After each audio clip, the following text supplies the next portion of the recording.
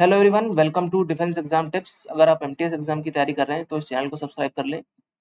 इस वीडियो में हम लोग 2022 जो एमटीएस एग्जाम हुआ था उसकी सबसे टफेस्ट शिफ्ट को सॉल्व करेंगे। ये 15 मई की थर्ड शिफ्ट है। इससे पहले मैंने जीके वाला जो सेक्शन है उसको सॉल्व कराया था। इससे जस्ट पहले की वो वीडियो है, आप लोग देख सकते हैं। ये शिफ्ट इतनी टफ थी कि इसमें 25 नंबर का नॉर्मलाइजेशन हुआ था। बोले तो 100 नंबर का अगर कोई रॉ स्कोर कैंडिडेट लेके आता है तो उसको भी एक गवर्नमेंट जॉब मिल गई थी। मतलब 125 मार्क्स वो स्कोर कर रहा था, 125 मार्क्स के करीब यूआर की कट ऑफ थी कर्नाटका से। तो इतनी ये टफ शिफ्ट थी। मैं थोड़ा आपको प्रूफ भी दिखा देता हूँ। वैसे मार्कशीट में आप लोगों ने देखा हो कैंडिडेट्स का कि इसमें 25 नंबर नॉर्मलाइज्ड हुआ है, प्रूवन फैक्ट है। और इधर अगर हम लोग देखें, ये रैंक आईक्यू का डेटा है। देखो 15 मई की ये थर्ड शिफ्ट है और इसमें 56 नंबर एवरेज गया था, जबकि ओवरऑल एवरेज इसमें 92 मार्क्स था। ठीक है, इतना ज़्यादा डिफरेंस था हाईएस्ट और लोएस्ट में। तो ये शिफ्ट का लेवल है। तो शुरू करते हैं। इससे पहले मैं सॉल्व करने से पहले आपको बात बता देता हूँ। आज एक 12:30 बजे लेक्चर आएगा जिसमें कि इंग्लिश का सेक्शन जो है उसको मैंने पूरी टेक्निकलिटी के साथ बताया है कि इसमें किस जगह दिक्कत होती है, किस जगह कैंडिडेट्स गलतियां करते हैं और उन गलतियों को कैसे सुधारा जा सकता है। तो प्लीज 12:30 बजे वो लेक्चर आएगा, एक ही बार उसको देखना है, वंस एंड फॉर ऑल।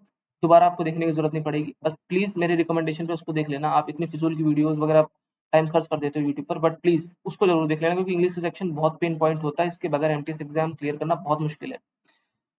तो शुरू करते हैं। पहला क्वेश्चन है, यहाँ पर हमको एरर बताना है। इस सेंटेंस में एरर कहाँ पर है? In humans consumption of alcohol stimulates आएगा वैसे यहाँ पर। Anyways, stimulates brain cells to release mood altering dopamine. Stimulates आएगा यहाँ पर, ये एरर है इसका। ठीक है, प्रेमा फेसिया पता चल गया है। तो मैंने भी आंसर्स देखे नहीं, आप भी साथ में ट्राई करते रहो, लास्ट में आंसर्स हम लोग मैच करेंगे। तो सेकंड क्वेश्चन है, यहाँ पर हमको सब्स्टिट्यूट करना है, रिप्लेस करना है ब्रैकेट में जो सेंटेंस लिखा हुआ है उसको। Apple has introduced a rule that seemed तो नहीं आएगा। ठीक है, इधर थोड़ी सी दिक्कत है। चलो अभी देखते हैं ऑप्शन क्या है। That seemed tied to recent dispute with base camp. Seems आएगा वैसे तो, जितना मुझे पता है। सीमिंगली नहीं आएगा, सीम्ड भी नहीं आएगा। Rule that seems tied, of course tied आएगा कि पास्ट में बात हो रही है, तो ऑफ कोर्स सेकंड के साथ मैं जाना चाहूंगा। और ये most appropriate option by the way है भी, सही होगा आंसर। अभी देखना लास्ट में, क्योंकि यही आंसर है। टू स्ट्रेच वन लेग्स, ये ईडियम फ्रेजेस में पूछा गया है कि क्या होता है। To go for a party, to go for a walk after you have been sitting for a long time, काफी समय से बैठे हो तो बाहर टहलने के लिए चले गए। To leave a place without permission, to measure one's worth. ये चार ऑप्शन है, इसमें से क्या होगा? आपको क्या आइडिया लगता है? मुझे इन जनरल लगता है टू स्ट्रेच वन लेग्स का मतलब ये होगा कि कोई इंसान बहुत देर से बैठा हुआ तो स्ट्रेच करने के लिए, जैसे हम लोग बॉडी स्ट्रेच करते हैं, तो उसके अकॉर्डिंग ये सेकंड के साथ मैं जाना चाहूंगा। मोस्ट अप्रोप्रिएट मुझे ये नजर आ रहा है, because to measure one worth तो नहीं होगा फॉर श्योर है, और थर्ड भी नहीं होगा। To go for a party में हो सकता है कोई इंसान कंफ्यूज हो जाए, लेकिन सेकंड मुझे मोस्ट अप्रोप्रिएट लगता है। सो लेट्स सी लास्ट में क्या निकलता है आंसर इसका। Immediate relocation is your best course of action. अभी तुरंत इस जगह से चले जाना आपका बेस्ट निर्णय होगा। रीलोकेशन, इनमें से कौन सा अप्रोप्रिएट इसका सिनोनिम पूछा गया है यहाँ पर। तो माइग्रेशन होगा of course. Second is the probably the right answer. अच्छा, हमको बताना है departure from the common rule. इसमें से हमको सब्स्टिट्यूट करना है, वन वर्ड सब्स्टिट्यूशन करना है। एनोमली, प्रैग्मेटिक, स्टूपर, कोस्टॉक। एनोमली का मतलब वैसे अमूमन होता यही है, टू डिवाइड ऑफ समथिंग। इसका मीनिंग ये होता है, ये आई गेस प्रीवियस ईयर में आया भी हुआ क्वेश्चन है, मैंने इसको कहीं देखा है प्रीवियस ईयर जब मैं एनालिसिस कर रहा था। सो एनोमली इसका करेक्ट आंसर होगा बाय द वे। और इसका तो यार कोई सॉल्यूशन नहीं है, तुक्का क्या ही मारोगे। प्रैग्मेटिक का मतलब होता है फ्यूचरिस्टिक टाइप का, तो ये तो नहीं होगा। ठीक है, इन दोनों का मीनिंग मुझे सीरियसली नहीं पता, लेकिन ये प्रीवियस ईयर पेपर का था इसलिए मैंने इस पे गेस कर दिया है, और ये सही भी होना चाहिए मोस्ट प्रोबेबली। एनोमली का अगर एंटोनिम बताया जाए तो होता है कि एट पार हो गया। ठीक है, ये एनोमली का वो हो गया कॉमन, ये इसके एंटोनियम है। ठीक है, जो आमतौर पे देखा जाता है, और जस्ट इसका उल्टा एक्सेप्शन जिसे कहते हैं वो एनोमली होता है, departure from a common rule. ठीक है, अगला क्वेश्चन है, पीडीएम का हमको मोस्ट अप्रोप्रिएट मीनिंग बताना है। Drastic time call for drastic measure. अच्छा, करो या मरो टाइप का, कुछ डू और डाई टाइप की बात हो रही है यहाँ पर। Do not pull all your resources in one possibility, ये तो नहीं है यार, ये तो नहीं है, बिकॉज वो तो दूसरा होता है। उसका इडियम होता है don't put all your eggs in one basket. ठीक है, उसका क्वेश्चन भी बता दिया मैंने, आंसर भी बता दिया। Don't rely on it until you are sure of it, ये भी नहीं है। When you are extremely desperate, जब आप बहुत ज्यादा किसी चीज को चाहते हो, you need to take extremely desperate actions. ये इसका करेक्ट आंसर मुझे अप्रोप्रिएट ऑप्शन लग रहा है। फोर्थ भी एक बार पढ़ लेते हैं, sometime something that ends at the last minute और लास्ट फ्यू सेकंड्स। नहीं, ये नहीं होगा। थर्ड मुझे मोस्ट अप्रोप्रिएट लग रहा है। विक्ड का मतलब क्या होता है, इसका हमको एंटोनिम बताना है। अच्छा, सिनोनिम नहीं, एंटोनिम बताना है। विक्ड का मतलब अभी मैं रिकॉल नहीं कर पा रहा हूँ, तो इसको मैं स्टार बना देता हूँ। एग्जाम हॉल में जैसे मार्क फॉर रिव्यू करते हैं, तो अभी बाद में आके देखते हैं। तो पहला स्टार मैंने बना दिया। अभी तक सारे क्वेश्चन मैंने सॉल्व करे हैं। इसमें हमको स्पेलिंग एरर बताना है किसमें नहीं है। अच्छा जी, ये केसेस में तो स्पेलिंग एरर है, इसमें भी एरर है, इसमें भी एरर है। पहले में एरर नहीं दिख रहा है यार मुझे। केसेस म्यूचुअली एक्सक्लूसिव, ठीक है। तो फर्स्ट इसका आंसर होगा। इनकरेक्टली स्पेल्ड वर्ड कौन सा है, बिलीफ है यार। पहले दिख गया, 1 सेकंड में क्वेश्चन खत्म है। इसको हमको बताना है कि सेम मीनिंग एप्टीट्यूड का सेम मीनिंग क्या होगा। देखो, जल्दीबाजी में कंफ्यूज होकर एप्टीट्यूड मत लगा देना। एप्टीट्यूड का मतलब होता है टैलेंट, ठीक है। वो टैलेंट, वो कॉम्पिटेंस, वो क्षमता, वो आपके अंदर है कि नहीं है। क्षमता तो खैर इतना नहीं होगा, लेकिन एप्टीट्यूड और टैलेंट बहुत मिलते जुलते हैं। क्षमता भी उससे मिलता जुलता ही माना कह सकते हैं कि है। एटीट्यूड तो नहीं होगा, ठीक है। एटीट्यूड नहीं है, इसलिए कंफ्यूज मत हो जाना जल्दी में, आप गलत कर दो। तो टैलेंट इसका राइट आंसर है एप्टीट्यूड का। एप्टीट्यूड का कैलिबर भी कह सकते हो आप, ठीक है। कैलिबर भी हो सकता है इसका, अगर दिया रहता तो। 11th क्वेश्चन है, अ सेंटेंस, हमको अप्रोप्रिएट ऑप्शन मतलब फिल करना है, उसको फिलर्स कहते हैं, फिलअप्स कह सकते हो उसको आप, ठीक है। I am looking forward to, I am looking forward to dash you at our favourite restaurant. अच्छा, मिलना चाहता हूँ, कि मिलना चाहती हूँ या चाहता हूँ। तो मेट आएगा, मेट तो नहीं आएगा, ये पास्ट फॉर्म हो गई, तो आएगा नहीं। मीटिंग, मीट या मीट्स, मीट्स भी नहीं आएगा। मीट्स तो बहुत इरेलेवेंट हो गया यहाँ पर। कि मीटिंग और मीट में क्या होगा, आप आंसर करो। अभी मैं इस पे स्टार बना देता हूँ, अभी आके इस पे देखते हैं। पहले जो क्वेश्चंस आते हैं पहले वो कर लो, ठीक है। सेफ सेफ क्वेश्चन कर लो सारे, फिर लास्ट में देखना कि किसमें तुक्का मारना है, किसको अटेम्प्ट करना है, किसमें रिस्क लेना है, ये लास्ट में देखेंगे। इसलिए मैंने आपसे कहा, अभी जो 12:30 बजे वीडियो आएगी ना, उसमें सब चीज मैंने मेंशन कर रखी, कितने अटेम्प्ट करने, कितने में रिस्क लेना चाहिए, किस जगह के ऊपर गलतियां होती हैं, क्या क्वेश्चन अवॉइड करने चाहिए, कितना सेफ स्कोर है। उस वीडियो को जरूर देखना। ये इंग्लिश का आपका पूरा जो डाउट है ना, वो खत्म कर देगा। पूरा एनालिसिस करके मैंने उसमें बताया आपको। छोटी सी वीडियो होगी 10-12 मिनट की, उसको प्लीज आप देख लेना, वो वर्थ इट होगी। यहाँ पर हमको ग्रामेटिकल एरर बताना है। What evil magic does. अच्छा, कोई काला जादू, कोई बुरा जादू क्या करता है। It possesses to draw the human heart so powerfully to it. So एक सेकेंड, सो पावरफुल नहीं आएगा यार, यहाँ पर पावरफुली आएगा, पावरफुल नहीं आएगा यहाँ पर। ये फॉर्म मुझे गलत लग रही है, बट एनीवेज फिर से पढ़ते हैं। What evil magic does it possess to draw the human heart so powerfully to it आएगा यार। वैसे थोड़ा सा मुझे कंफ्यूजन है, थोड़ा सा कंफ्यूजन है मुझे। So let's do one thing, कि इस पे स्टार बना देते हैं। या आई गेस तीसरा स्टार है, अभी आके देखते हैं। ये तीसरा स्टार है, अभी आके देखते हैं इसको जरा। पहले क्वेश्चन सॉल्व कर लें आगे, इजी इजी। और यही आपको एग्जाम में भी करना है। करने को मैं सॉल्व यही कर सकता हूँ, कोई समय नहीं जा रहा है। 8 ही मिनट हुए हैं अभी, एग्जाम में 45 मिनट मिलते हैं, और 7-8 मिनट में जीके पूरी सॉल्व कर देता हूँ मैं। तो अभी बहुत टाइम है, बट स्टिल हम लोग ऐसा नहीं करेंगे। पहले इजी इजी से करेक्ट करेंगे, ताकि कॉन्फिडेंस बूस्ट हो जाए हमारा। ये बात आपको बहुत ध्यान रखनी है। ये बात ध्यान रखना, ये हम लोग टफेस्ट शिफ्ट सॉल्व कर रहे हैं। अब मैं यहाँ पे सॉल्व करा रहा हूँ आपको, तो ये मत समझना कि कोई वैसा चल रहा है कि आसान से शिफ्ट कर लेंगे, नहीं। This is the toughest shift.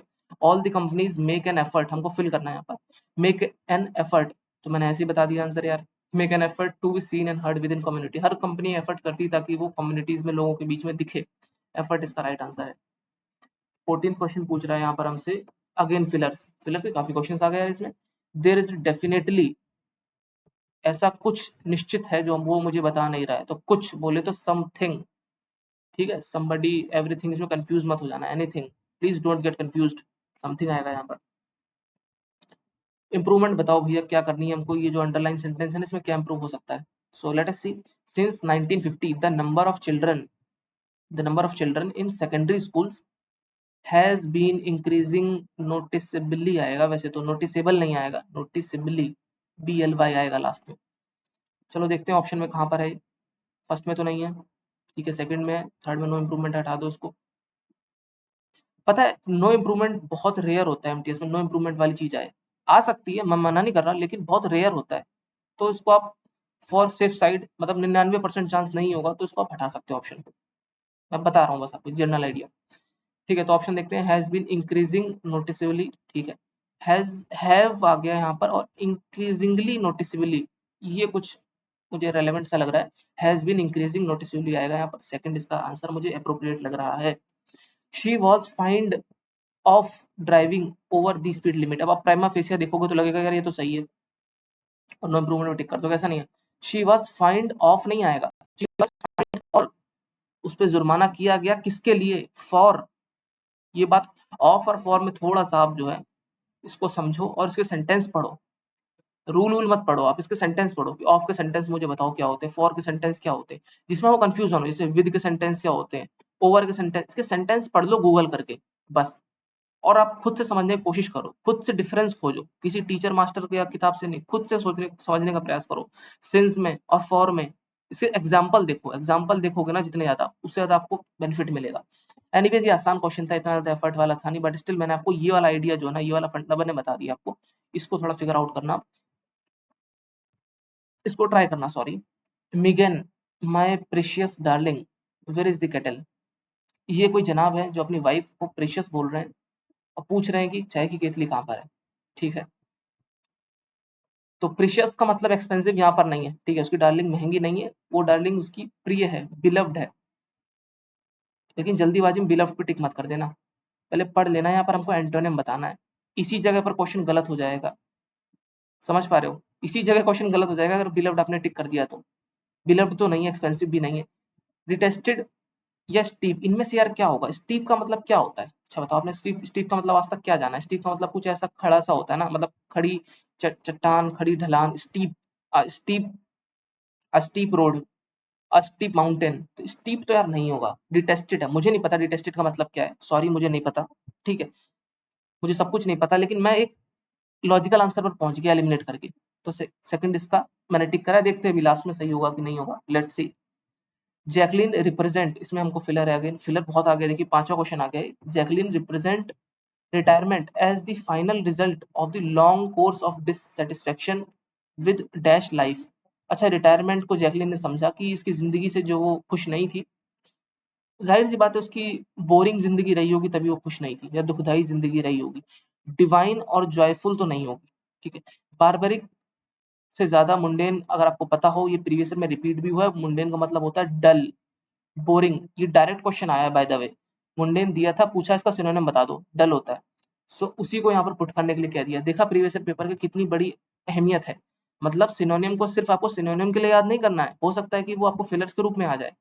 सो ये भी आप प्रीवियस पेपर का एनालिसिस कर सकते हो, एक्स्ट्रा एफर्ट अगर मारना है तो प्रीवियस पेपर में मारो, ठीक है। अब देखो आपने बारबरिक, इसको पढ़ लो, इसका मीनिंग क्या होता है, हो सकता है कि आगे ये आपसे सिनोनिम एंटोनिम में पूछ ले, डिवाइन आपसे पूछ ले पुट करने के लिए, इसका एंटोनिम पूछ ले, जॉयफुल का आपसे एंटोनिम पूछ ले। सिंपल सिंपल एंटोनिम तो सबको याद होते हैं जॉयफुल के, थोड़े से कंफ्यूजिंग वाले भी पढ़ लो एक आधे गूगल करके। The sound of elephant, Trump, इसमें तो कुछ है ही नहीं यार, ट्रम्पेट, ट्रम्प कुछ भी बोल लो आप, ये इसका आंसर है वैसे तो। हमको एरर बताना भैया क्या है इसमें। I spent a lot of my time at work helping my customers find and best. एक सेकंड, एन तो नहीं आएगा यार बेस्ट के साथ, अरे ए आई ओ यू तो पता होगा ना किसके साथ आता है, ए किसके साथ आता है, एन। सो वॉवल्स के साथ भाई, सेकंड इसमें एरर है। अब आगे अपने को फ्री नंबर जो बैठते हैं 5 नंबर क्लोज टेस्ट के, वो वाला सेक्शन। हालांकि हमको ध्यान रखना है कि टफ शिफ्ट है, लेकिन एग्जाम हॉल में हमें पता कैसे चलेगा कि टफ शिफ्ट है, कोई तरीका नहीं पता चलने का। अगर आपकी तैयारी बहुत अच्छी है तो आपको टफ लगेगी ही नहीं, अगर ये तैयारी थोड़ी सी आपकी डल है या कुछ वैसा है तो थोड़ा सा आपको एरर हो सकता है, दिक्कत हो, बट एनीवेज देखते हैं। In in early 1920 settlers came to Alaska looking for what, silver, iron, gold, copper. अरे यार पता नहीं, आगे बढ़ते हैं। जब कभी ऐसा क्वेश्चन आ जाए कि चारों अप्रोप्रिएट लग रहे हो तो अगली लाइन पढ़ो, they travelled by boat to the coastal towns of the Seward and Knik from there by land into the gold fields. तो गोल्ड इसका आंसर होगा भाई, गोल्ड फील्ड में गए तो गोल्ड ही लेने गए होंगे। अच्छा, the trial they used, the trail, trial कुछ भी गलो, यूज्ड जो उन्होंने रास्ता अपनाया, टू डैश इनलैंड, क्या करने के लिए, क्या ट्रैवल करने के लिए होगा, नेविगेट करने के लिए नहीं होगा, ये बात ध्यान रखना। क्योंकि ट्रेल आपको पता होता है क्या होता है, एक सुरंग के अंदर से एक रास्ता गया हुआ है उस टाइप का कुछ। तो नेविगेट उसमें क्या ही करेंगे, नेविगेट करने के लिए मैप चाहिए होता है, नेविगेट करने के लिए आसमान या फिर नदी नाले कुछ उस टाइप का, सूरज चांद ऐसा कुछ देख के वो नेविगेट कर रहे हो, अंदाजा लगा रहे हो रास्ते का। ये ट्रैवल करने के लिए रास्ता बना है, ट्रेल बनी हुई है, रास्ता, एक प्रॉपर रास्ता जिसे कहते हैं। ठीक है, अगला क्वेश्चन है, मतलब अगला फिलअप देखते हैं क्या है, थर्ड वाला। ठीक है, inland today is known today as the Iditarod trail, one of the national historic trail designated dash the Congress of United States. United States में Congress, Senate, upper house, lower house, जैसे अपने लोकसभा राज्यसभा होता है तो वैसे कांग्रेस होती है वहां पर। डेजिग्नेटेड बाय द कांग्रेस आएगा, बाय द वे देख लेते हैं, हाँ बाय बाय कांग्रेस है यहाँ पर, तो बाय आ गया, ये तो सिंपल सा था। The Iditarod Trail quickly became a major thoroughfare in Alaska as the mail and supplies were dash across the trail. Mail और सप्लाई जो है इस ट्रायल से क्या होती थी, transport, carry, deport, import. Import तो नहीं होगी, डिपोर्ट भी नहीं होगी यार, ये कैरिड और ट्रांसपोर्ट में थोड़ी सी मुझे कंफ्यूजन है, ये शायद चौथा स्टार मैं बना रहा हूँ। अभी देखते हैं आगे इस क्वेश्चन को, पहले लास्ट क्वेश्चन सॉल्व कर ले, 25th। People also used to get from place to place, including the priest, ministers, judges who had to travel between the villages in winters. सर्दियों में the settlers जो लोग वहां रहते थे, only means of travel down the trail, इस trail से नीचे जाने का एक ही रास्ता था, via dog, मतलब कुत्तों से क्या करते थे वो लोग, कुत्तों की बोट से, यार बोट से तो नहीं जाएंगे, कुत्तों की स्मेल से तो क्या ही नीचे जाएंगे यार, रास्ता तो उनको पता ही है, ट्रायल तो बनी हुई है ना यार, रास्ता तो बना हुआ है, तो भाई कुत्तों की स्मेल जरूरत है, कुत्तों की जरूरत जब पड़ेगी जब रास्ता पता ना हो, स्मेल का कोई सेंस नहीं है। स्लेज, स्लेड और बार्क भी नहीं, बार्क तो छाल होती है, स्लेड हो सकता है इसका आंसर, और स्लेड इसका आंसर है। आपने सुना होगा बचपन में, jingle bell jingle bell jingle all the way, Santa Claus is coming on riding on the sledge. Sledge था वैसे बाय द वे यहाँ पर, लेकिन स्लेड है यहाँ पर, ये भी वही चीज है, वो जो लकड़ी का वो रहता है जिसमें बैठकर वो आगे रेनडियर और जो घोड़े कुत्ते कुछ भी होते हैं जो खींचते हैं इसको बर्फ के ऊपर, तो वो वाली चीज है यहाँ पर। अब जरा स्टार वाले क्वेश्चन देख लेते हैं, पहले इसी को देख लेते हैं, ये फोर्थ क्या कह रहा है यहाँ पर, all the mails and supplies were, देखो सप्लाई और जो मेल होते हैं ये ट्रांसपोर्ट नहीं होते, ये कैरी होते हैं, ये एक इसका रूल कह लो, या फिर आपने मल्टीपल टाइम पढ़ा भी होगा, the van was carrying the mails, he was carrying the supplies, कुछ ऐसी चीज जो वहां पर पहुंचा दी जाए और फिर वापस ना लाई जाए, इस टाइप का समझो। ट्रांसपोर्ट में तो क्या होता है, आना जाना भी होता है, लेकिन कोई ऐसी चीज जो उस जगह पर पहुंचा दी गई। The oxygen was carried to the mountain, अब वापस तो नहीं लाओगे, ऑक्सीजन वहां लेके इसीलिए गए थे, वापस लाने के लिए थोड़ी गए थे, ठीक है। The garbage was transported back from the mountain, जो कूड़ा ट्रांस ऊपर था पहाड़ों पर वो नीचे लेके आया गया, तो उसको ट्रांसपोर्ट कर दिया, ठीक है। या कैरी कर दिया गया, कैरी वहां पर भी लॉजिकल है, क्योंकि कैरी करके आप वापस तो यहाँ से कूड़ा लेके जाओगे नहीं वहां पर, इस तरीके से यहाँ पर मुझे कैरिड मोस्ट अप्रोप्रिएट नजर आ रहा है, as the mail and supplies were carried across the trail, rather transport, transportation में तो कुछ दो तरफा सौदा टाइप का कुछ होता है। और जरा देखते हैं कहाँ पर स्टार वाले क्वेश्चन है, ये रहा एक स्टार वाला question, I am looking forward to, अच्छा देखो, आई एम लुकिंग, इसी जगह पर पूरा गेम है, आई एम लुकिंग फॉरवर्ड, मतलब ये कॉन्टिन्यूअस टेंस आपको है, अगर आप थोड़ा समझ पा रहे, थोड़ा सा आपको तो रूल समझने पड़ेंगे, ये फिलर जो है ये रूल से होगा।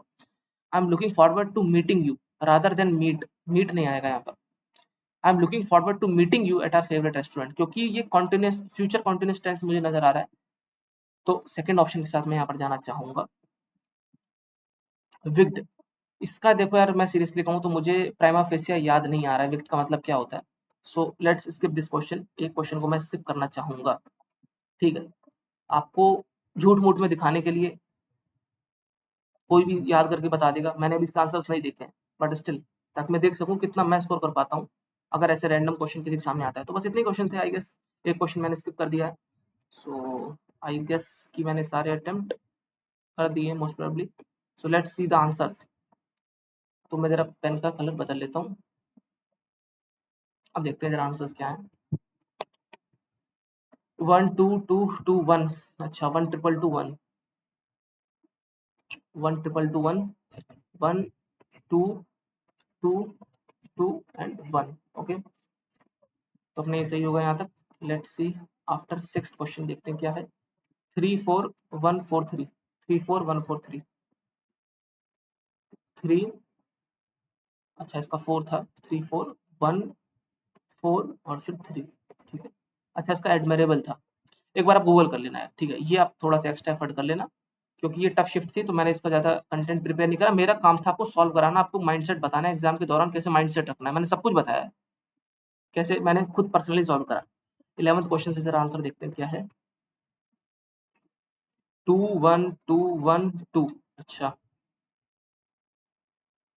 2 1, अच्छा ये सॉल्व ही नहीं करा, अभी देखते हैं, 2 1 2 1 और फिर 2, ठीक है, इसको सॉल्व नहीं करा ना, अभी जरा सॉल्व करते थे। अच्छा मैंने बताया था ना इसका शायद अभी कि इसमें पावरफुली आएगा, है ना, पावरफुली आएगा और वही इसका देखो एरर भी है, वही एरर है इसका, ठीक है, वही इसका एरर है। अब यार इसका एरर का रूल मैं क्या ही बताऊं, ग्रामेटिकल एरर है ये, और ये आप मल्टीपल टाइम जब प्रैक्टिस करोगे तो अपने आप इसे फिगर आउट कर लोगे कैसे ये दिक्कत बता रही है। व्हाट एविल मैजिक डज, ये तो सही है, what evil magic does it possesses, possesses भी ठीक है, पोजेस्ड नहीं आएगा, पोजेसेस आएगा, ठीक है।